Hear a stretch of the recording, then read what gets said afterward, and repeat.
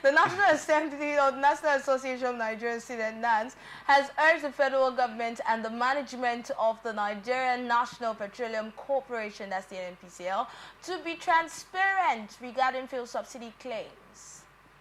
Previously, Tinubu-led government had maintained that it would no longer subsidize fuel costs, which Nigerians know. Now, in December, the government said, contrary to the claims by the World Bank that the government is still paying subsidy on petrol, the era of petrol subsidy is gone for good.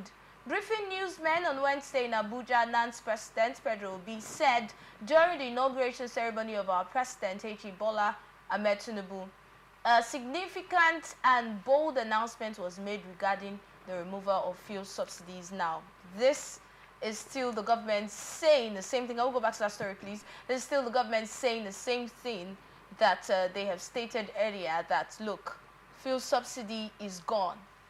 Ignore the World Bank reports that fuel subsidy, we're still paying fuel subsidy. You see, oh, yes, let's get yours. Where NANS is coming is because of the area it affects them. Part of the fuel subsidy reform or suggestions that government has provided was to give students grants, right? Loans. Grants. Was it loan or grant? Loans. Okay. The loan the scheme. payback scheme. That is loan. Now, has it been implemented? The answer is no. So that's why NANS could be saying that. For when you say has it been implemented, what do you mean? Because some students, I think the reports we had, over 3,000 students have applied for the loan. Application. And then in the next few weeks, they would get the loans according to reports. Oh, wonderful. 3,000. Over. What is the population of Uniport alone? So if it is just 3,000, it's madness.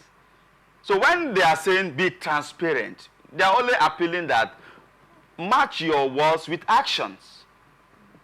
So you cannot say you have removed fuel subsidy, we are going to do this to students, we are going to do youth loan, we are going to do this one. Some state government will say, oh, set up a structure for SME, for loan, After a few months, you are hearing nothing anymore.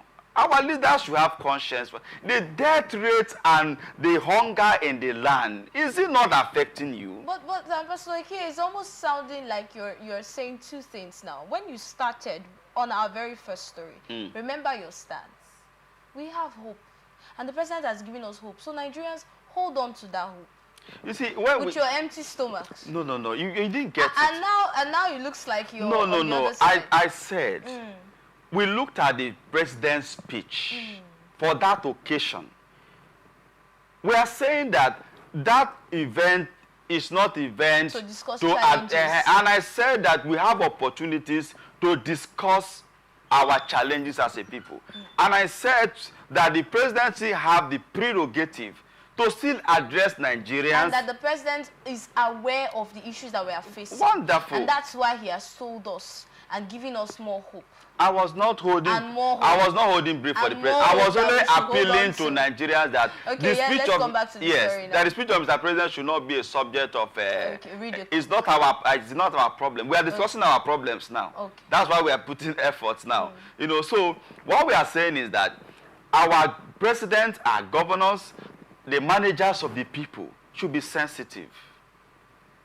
If you say you will do student loan, what measures are you using? I don't really know the problem. The measures are already on ground. That's not a problem. I see when you want to suffer people, you want to suffer them to die before before the manifestation, they are already dead. Helping the people to pay the students to relieve their school fees. And then giving them business loans is not I said it's a good one. Has it been done? No. Applications will begin. Don't you think there are processes to this thing? When did the Mr. President make this statement? Applications will first begin. And then after that, we talk about them getting their loans. The President made this statement is going to up to 6-7 months now. Or 8. No. The student loan? The removal of fuel subsidy. Okay. That's what we are saying now. These are statements from the fallout of the removal of fuel subsidy. Okay. If you want to actually give this loan, state pays bursary. Local government, they pay bursary, right? You can go to Uniport and say, okay, give us the data of your students. and they give you the data, set up 2-man, 3-man community to join with the school and release the money for that particular school. It's not a... Release the money to those people. What happens to corruption coming in? You see, with corruption of that, the corruption is a different ballgame. We are saying, for instance, go to UST, go to Uniport, go to University of Calabar, get their data, set up 2-man, not a bogus committee, in partnership with the school authority. Set up a committee that will administer this Some people funds. are already faulting this loan in one way or the other. Let us wait for the number of weeks that the government has given us that these students will start receiving their monies, and let us see that it did not actually happen before we start saying what's going on, how long has this been, and all of those statements. So that they have it planned out, they have the process already lined up, and they are already following their plans. You see, part of what we are saying is that every plan you have as a government, do not always follow the bureaucratic measures where it suffocates people before they get what they are supposed to get. All right, let's come back to the subsidy now. Do you also believe, are you one of those Nigerians who believe that probably we're still paying subsidies somehow? Look at World Bank's reports. Look at what the government has said. And you already know that as long as a statement is coming from the government, Nigerians do not believe, because a lot of Nigerians do not trust the government anymore. So let's get your thought on that now. You see, for me, I believe in the removal of fuel subsidy. It has been taken off. Which is wonderful. But what we are saying is the resources we now have. That's why I kept on advocating on that. Why you reform the fuel whatever.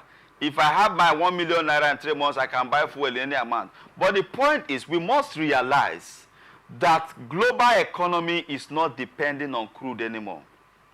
So if our economy must meet global demand, we are saying that the issue of fuel should not be a subject of much discussion. But rather, let us begin to diversify our economy. Let us begin to, reach out to global, needs and demand.